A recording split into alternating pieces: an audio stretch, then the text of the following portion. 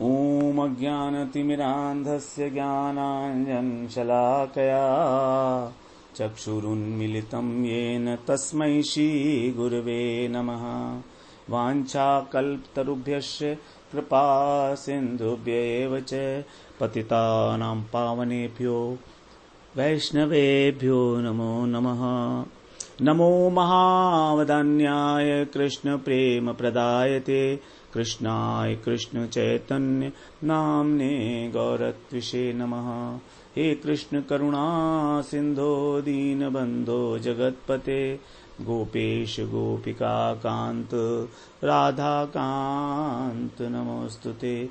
तप्त कांचन गौरांगी राधे वृंदावनेश्वरी वृषभानुसुते देवी प्रणमामि हरिप्रिये। वृंदायै तुलसीदेव्यै प्रियायै केशवस्य च कृष्ण भक्ति प्रदे देवी सत्यवत्यै नमो नमः। श्री कृष्ण चैतन्य प्रभो नित्यानंद श्री अद्वैत गदाधर शिवासादि गौर भक्त वृंद। हरे कृष्ण कृष्ण कृष्ण हरे हरे, हरे राम राम राम हरे हरे। हरे कृष्णा। सर्वप्रथम मैं अपने गुरुपाद पद ओम विष्णुपाद अष्टोत्तर शत श्री श्रीमद् भक्तिवेदांत माधव गोस्वामी महाराज के चरण कमलों में अनंत कोटि दंडवत प्रणाम ज्ञापन करता हूँ।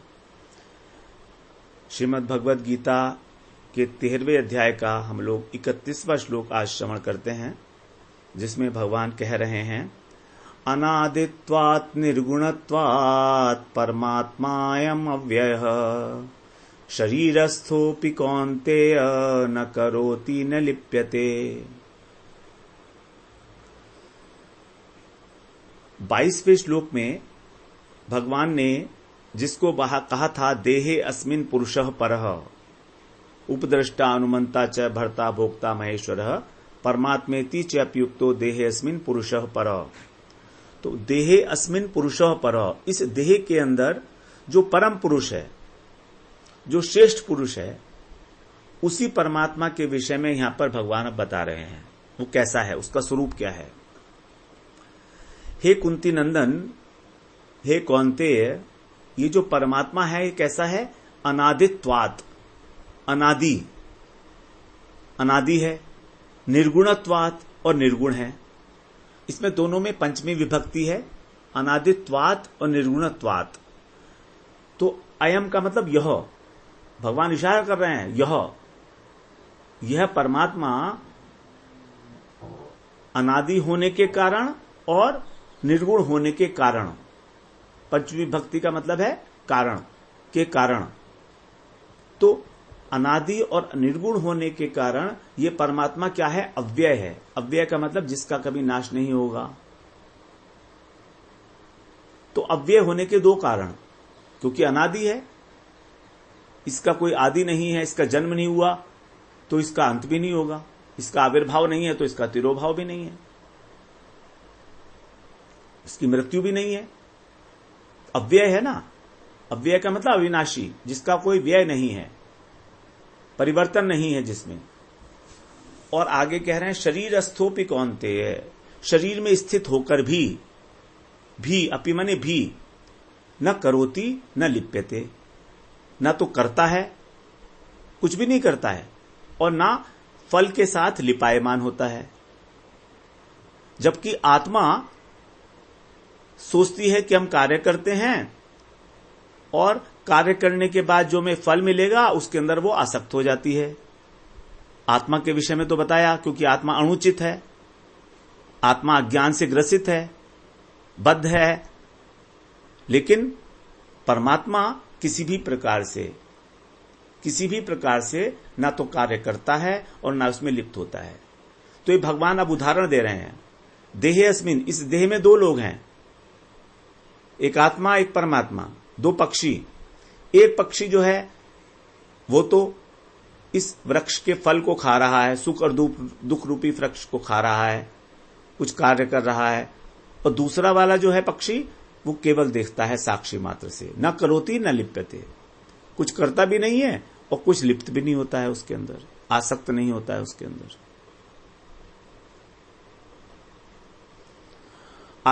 आत्मा आसक्त हो जाती है। आत्मा के आसक्त होने का कारण भगवान 21वें श्लोक में बता रहे हैं, गुणों का संग करना। कारणम गुण संगोस्य सद असद योनि जन्मसु। गुणों का संग करके मतलब गुणों में आसक्त होकर। गुणों में आसक्त होने का मतलब क्या है? गुणों के जो कार्य हैं, सात्विक गुण, राजसिक गुण और तामसिक, ये अहंकार है ना 3 प्रकार के, इनके जो कार्य हैं, इनके कार्य क्या क्या हैं? इंद्रियां, पंच महाभूत, मन। तो आत्मा इनके अंदर आसक्त हो जाता है। कैसे? इंद्रियां काम करती हैं तो सोचता है मैं काम कर रहा हूं। पंच महाभूत तो पदार्थ है, तो जगत के पदार्थों के अंदर आसक्त हो जाता है। और मन का मतलब है संकल्प विकल्प करना, इच्छा करना, तो सोचता है कि मैं मन हूं। तो आत्मा सोचता है कि मैं मन हूं, आत्मा सोचता है कि मैं इंद्रियां हूं, आत्मा सोचता है कि मैं पंच महाभूत हूं। अब क्योंकि मैं मन हूं इसलिए मैं ही संकल्प विकल्प कर रहा हूं, मैं इंद्रियां हूं तो इसलिए मैं कार्य कर रहा हूं, और मैं ही पंच महाभूत हूं, इसका मतलब है कि ये पदार्थ मेरे हैं। तो कामनाएं, इच्छाएं, क्रियाएं और पदार्थ, इन सब के अंदर वो अपनापन मान लेता है। यही है कारणम गुण संगोस्य। ये बड़ी सूक्ष्म बातें हैं, इसको समझिए। कहने के लिए तो कह दिया कि गुणों का संग, गुणों में आसक्ति। अब गुणों में क्या आसक्ति होगी भाई? गुणों में आसक्ति नहीं होती है। गुणों के जो कार्य हैं, उनसे जिस चीज की उत्पत्ति हो रही है उसके अंदर आसक्ति, कि मेरी इच्छा, मेरी कामना, मेरा विचार, मैंने ये काम किया इंद्रियों के माध्यम से, मैं करता हूं और मैं ही भोगता हूं, ये पदार्थ मेरा है इसलिए मेरा ही भोगता हूं। ये मेरापन जो है ये भोक्तापन है। अगर भोक्तापन नहीं है तो मैं क्यों कहूंगा कि ये सामान मेरा है, ये मकान मेरा है, तो मैं ही इसका भोग करूंगा तभी तो मैंने कहा ना ये मकान मेरा है। एक धर्मशाला है, एक धर्मशाला में जाके मैं रहता हूं तो मैं ये नहीं कहता ना मेरी धर्मशाला है, नहीं कहता। मैं उसका उपयोग करता हूं, उसका भोग नहीं करता। लेकिन जहां पर भी मेरा शब्द आ जाता है वहां पर भोग वृत्ति आ जाती है, भोक्तापन आ जाता है। भोक्तापन का मतलब किसी भी चीज का उपयोग आसक्ति पूर्वक करना, उसके अंदर सुख लेते हुए उसका वो करना, अनुभव करना। जैसे हम मान लीजिए मिठाई खा रहे हैं, तो एक तो मिठाई खाने की क्रिया हुई, वो तो ठीक है इतना, लेकिन एक होता है कि मिठाई को हम लोग आनंद ले लेकर खा रहे हैं, टेस्ट ले लेकर खा रहे हैं, अत्यंत सुखी महसूस कर रहे हैं, तो यहां पर भोग हो गया। भोग करने में और क्रिया करने में बस इतना ही अंतर है। जब हम आसक्त हो जाते हैं तो उसको भोग बोल दिया जाता है, अन्यथा क्रिया तो है ही। तो हमें केवल आसक्ति को हटाना है प्रत्येक वस्तु से, पदार्थों से आसक्ति, कार्य से आसक्ति, सबको हटाना है। कारणम गुण संगोस्य। तो जीवात्मा परमात्मा दोनों ही शरीर में समान रूप से रहते हैं। हम लोग श्रवण कराए हैं, द्वा सुपर्णा सयुजा सखाया समानम वृक्षम परिशस्व जाते। द्वा सुपर्णा, सुपर्णा माने सुंदर पंख वाले 2 पक्षी इस शरीर रूपी वृक्ष पर रहते हैं, सखा हैं दोनों, आत्मा और परमात्मा। तो जीवात्मा गुणों में लिप्त हो जाती है और संसार दशा को प्राप्त करती है, लेकिन परमात्मा नहीं होता। परमात्मा लिप्त क्यों नहीं होता, इसका कारण इस श्लोक में बताया है। कारण क्या है? नंबर 1, क्योंकि वो अनादित्वात् है, अनादि होने के कारण, परम कारण है, समस्त कारणों का कारण। ये जगत क्या है? कार्य कारणात्मक है। यहां पर प्रत्येक वस्तु का, प्रत्येक क्रिया का कोई ना कोई कारण अवश्य होगा। शून्य में से कोई भी वस्तु क्रिएट नहीं की जा सकती, कारण जरूर होगा। बिना कारण के ये जगत हो ही नहीं सकता। जबकि परमात्मा का तो कोई कारण नहीं है। भगवान क्यों है, इसका कोई कारण ही नहीं है। बस वो हैं तो हैं, क्योंकि वो तो परम कारण है ना, सबके कारणों के कारण है। अनादिरादि गोविंद सर्व कारण कारणम। अब यदि ये कहें कि प्रकृति भी तो अनादि है, भगवान ने पहले बताया प्रकृतिम च पुरुषम, प्रकृतिम पुरुषम चैव विद्धि अनादि उभौ अपि। प्रकृति को भी तुम अनादि मानो और जीवात्मा को भी अनादि मानो, तो वो भी तो अनादि हैं। तो प्रकृति भगवान की शक्ति है, अनादि तो है लेकिन निर्गुण नहीं है। थोड़ी सी सूक्ष्म बात है। अनादि तो है प्रकृति, लेकिन निर्गुण नहीं है, गुणमयी है। ये भी त्रिभिर गुणमयी भावई, भगवान ने 7वें अध्याय में कहा प्रकृति के विषय में। 7वें अध्याय में भगवान ने बताया है प्रकृति के विषय में, त्रिभिर गुणमयी भावैर ये भी सर्विदम जगत मोहितम ना अभिजानाति मामेभ्य परमम्यम। ये जो प्रकृति है ये कैसी है, गुणमयी है, तीनों गुणों से युक्त है। देवी येषा गुणमयी मम माया दुरत्यया, 13वां और 14वां श्लोक 7वें अध्याय का।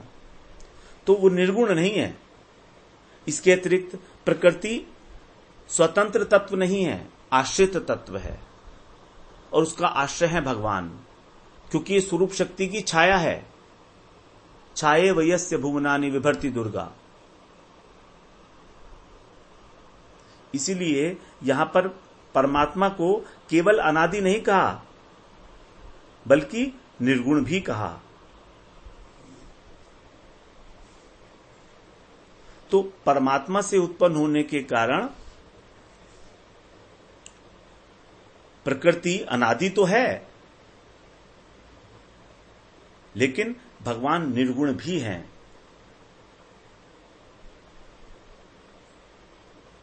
परम कारण है, जिसका कोई कारण नहीं होता, अर्थात जिसकी किसी भी काल में उत्पत्ति नहीं होती, उसे ही अनादि कहा जाता है। तो जब से भगवान है तब से उनकी स्वरूप शक्ति है, और तभी से उस स्वरूप शक्ति की छाया है, अर्थात प्रकृति, जिसको यहां प्रकृति कहा, तो उनकी छाया भी तभी से है। ऐसा तो नहीं है कि भगवान की स्वरूप शक्ति भगवान में बाद में आई, पहले भगवान बने फिर स्वरूप शक्ति आई, नहीं नहीं, वो तो हमेशा से है, जब से भगवान है तब से। फिर आगे यहां पर कह रहे हैं निर्गुणत्वात्, भगवान का, परमात्मा का जो दूसरा विशेषण दिया, निर्गुण होने के कारण, तीनों गुणों से अतीत हैं भगवान। इनका किसी भी प्रकार से कोई संबंध नहीं है इस संसार से, भगवान का, परमात्मा का, क्योंकि संसार त्रिगुणात्मक है और भगवान निर्गुण है, तो कोई संबंध नहीं है। लेकिन पुरुष अनादि है, और वो भी भगवान का अंश होने के कारण निर्गुण है, लेकिन तो भी प्रकृति के वश में हो गया, माया के वश में हो गया। इसलिए निर्गुण होने के कारण उसमें एक संभावना है, एसेंशियली निर्गुण होने के कारण उसमें संभावना है कि वो उस निर्गुण अवस्था को प्राप्त कर सकता है।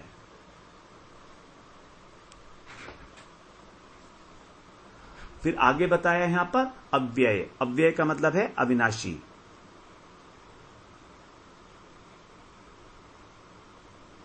भगवान में किसी प्रकार का कोई व्यय नहीं है। भगवान का स्वरूप है सत, चित और आनंद। सत का मतलब अस्तित्व, ज्ञान, चित का मतलब ज्ञान और आनंद। तो मतलब भगवान के अस्तित्व में,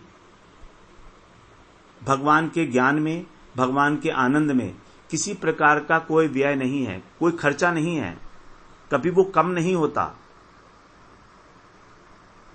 संपूर्ण ज्ञान और संपूर्ण आनंद के साथ भगवान हमेशा विराजमान रहते हैं। विराजमान रहना है सत अंश, तो ज्ञान और आनंद के साथ वो विराजमान है, तभी उनको कहा गया सतचित आनंद, अभिज्ञ स्वराट जिसको कहा गया। अभिज्ञ हैं भगवान, सब कुछ जानने वाले हैं। स्वराट, स्वस्य राजते इति स्वराट, जो अपने आप से ही विराजते हैं, उनको किसी ने विराजमान नहीं किया, वो अपने आप से ही विराजते हैं, स्वराट है। अयम, यहां पर परमात्मा के लिए अयम शब्द का प्रयोग कहा गया। इससे ये सूचित हो रहा है कि जो प्रकरण चल रहा है हमारा 27वें श्लोक में जिसे परमेश्वर कहा, 28वें श्लोक में जिसको ईश्वर कहा, 29वें श्लोक में जिसको ब्रह्म कहा, उसी को यहां पर परमात्मा कहा जा रहा है। एक ही बात है, भगवान के ही अलग अलग नाम है। 27वें श्लोक में परमेश्वर शब्द था, 13वें अध्याय में ही 27वें श्लोक में समम सर्वेषु भूतेषु तिष्ठन्तम परमेश्वरम। 28वें श्लोक में ईश्वर था, सम अवस्थितम ईश्वरम। उसके बाद ब्रह्म संपद्यते तदा।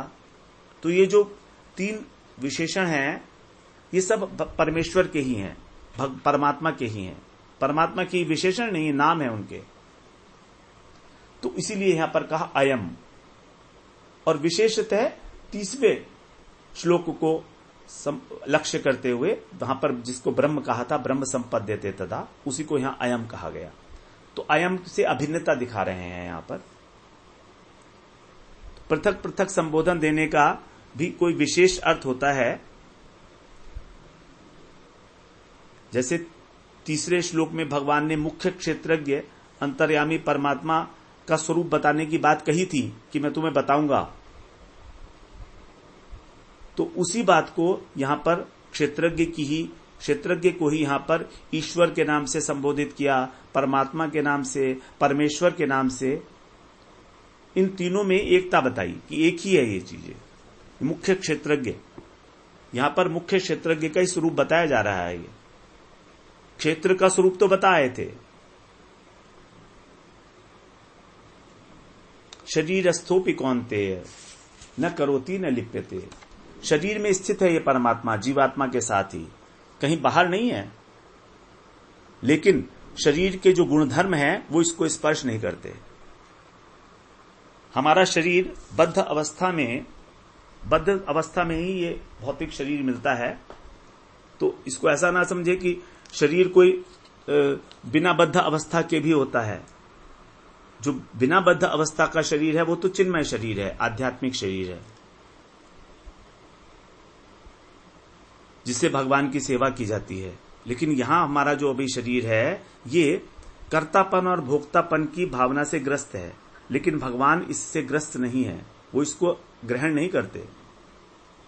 प्रकृति के कार्यों से उनका कोई संबंध नहीं है, क्योंकि वे निर्गुण हैं, इसलिए उनको गुण स्पर्श नहीं कर सकते प्रकृति के।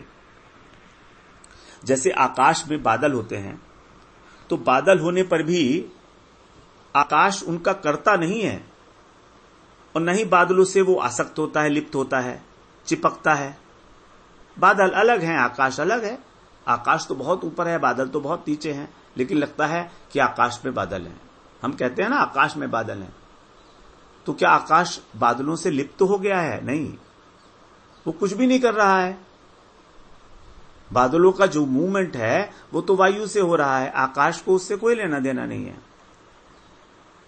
तो परमात्मा इसी प्रकार से न तो कर्ता बनता है और न भोक्ता बनता है, क्योंकि वो लिप्त नहीं है, आसक्त नहीं है, इसलिए भोक्ता का प्रश्न ही नहीं उठता। जैसे हम मकान में रहते हुए भी मकान का मालिक मकान में रहता है, लेकिन फिर भी मकान से तो अलग है ना। मकान के टूटने पर या मकान का अच्छा दिखने से मालिक पर किसी प्रकार का कोई प्रभाव नहीं होगा। मकान टूटने से मालिक नहीं टूट जाएगा। वो अलग बात है कि उसको दुख होगा, लेकिन मालिक का शरीर नहीं टूटेगा, छिन्न भिन्न नहीं होगा। और मकान बहुत अच्छा चमक रहा है तो ये मतलब है कि उस आदमी का, मालिक का शरीर भी बहुत अच्छा चमकने लगेगा, ऐसा नहीं है। मालिक अलग है और मकान अलग है। उसी प्रकार से परमात्मा बिल्कुल अलग हैं और वास्तव में शुद्ध अवस्था में हमारी आत्मा को भी उसी प्रकार से होना चाहिए। ये भगवान क्षेत्रज्ञ का स्वरूप बता रहे हैं, प्रेरणा देते हुए कि भाई देखो, दोनों सखा हैं, आत्मा और परमात्मा। तो जो परमात्मा है उसी प्रकार का स्वभाव आत्मा का है, लेकिन फिर भी आत्मा क्योंकि अणुचित है, उसके अंदर चिद बल की कमी है, इसलिए वो गड़बड़ कर बैठती है। इसलिए उसको माया के जो अविद्या वृत्ति है वो उसको ग्रस लेती है, उसको वश में कर लेती है अपने। तो भगवान कह रहे हैं कि तुम इससे ऊपर उठो, तुम मेरी ओर देखो, मेरा भजन करो। मेरा भजन करोगे तो तुमको चिदबल मिलेगा, और चिदबल मिलेगा फिर तुम मेरी सेवा करोगे। तुम क्यों उसमें फंसे हुए हो? जो भगवान का भजन करते हैं, भगवान का आश्रय लेते हैं, वह निर्गुण हो जाते हैं। भागवत में बताई है ये बात, 10वें स्कंद के 88वें श्लोक, अध्याय के 5वें श्लोक में। हरिर्हि निर्गुण साक्षात पुरुषः प्रकृते परः स सर्वदृक् उपदृष्टा तम भजन निर्गुणो भवेत। हरि निर्गुण है और क्या है? साक्षात पुरुष हैं जो प्रकृति से परे हैं। सर्वदृक् सबको देखने वाले हैं, उपदृष्टा साक्षी हैं, तम भजन निर्गुणो भवेत, और जो उनका भजन करता है वो भी निर्गुण अवस्था को ही प्राप्त कर लेता है। तो इस प्रकार से भगवान का भजन करके ही हम लोग निर्गुण अवस्था को प्राप्त करके भगवान की सेवा में नियुक्त हो सकते हैं। अब हम लोग 32वें श्लोक का श्रवण करते हैं। यथा सर्वगतम सौक्षम्यादाकाशम नोपलिप्यते, न उपलिप्यते अथवा नोपलिप्यते,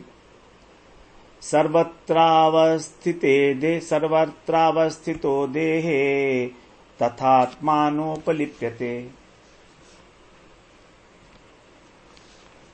परमात्मा के विषय में बताया, मुख्य क्षेत्रज्ञ के विषय में, वो परम कारण है, वो निर्गुण है, वो अव्यय हैं। वो न किसी प्रकार का कोई कार्य करते हैं, न किसी प्रकार से इस संसार और संसार की वस्तुओं में आसक्त होते हैं, और उनका आश्रय जो लेकर भजन करता है वो भी निर्गुण हो जाता है।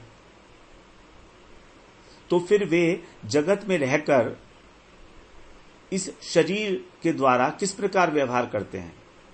हैं तो शरीर के अंदर ना, तो व्यवहार कैसे करते हैं? तो इसको दो दृष्टांत के माध्यम से भगवान यहां बता रहे हैं। 32 और 33वें श्लोक में कह रहे हैं, जिस प्रकार सर्वत्र अवस्थित आकाश, आकाश कोई ऐसी जगह है ही नहीं जहां पर आकाश ना हो। हर जगह हमेशा मौजूद है आकाश, क्योंकि जहां भी कोई जगह है तो मतलब आकाश है। तो जिस प्रकार से आकाश सूक्ष्म होने के कारण सौक्षम्यात, आकाश सबसे सूक्ष्म तत्व है, इसलिए उसको कहा गया है। जिस प्रकार आकाश सूक्ष्म होने के कारण लिप्त नहीं होता, न उपलिप्यते, उसी प्रकार संपूर्ण शरीर में अवस्थित आत्मा और परमात्मा दोनों ही दैहिक गुण दोषों से लिप्त नहीं होते। ना तो आत्मा लिप्त होती है और ना परमात्मा, ये दोनों का ही गुण है। आत्मा अपनी शुद्ध अवस्था में संपूर्ण शरीर में व्याप्त है। सर्वत्र अवस्थितो देहे, ऐसा कोई स्थान नहीं है जहां पर आत्मा ना हो। आत्मा का प्रकाश हर जगह पर है। तो जैसे आकाश में हम मान लीजिए कीचड़ उछालें तो भी आकाश गंदा नहीं होता, वो कीचड़ दोबारा से नीचे बैठ जाएगी, आकाश साफ रहता है। उसी प्रकार शुद्ध जीवात्मा और परमात्मा,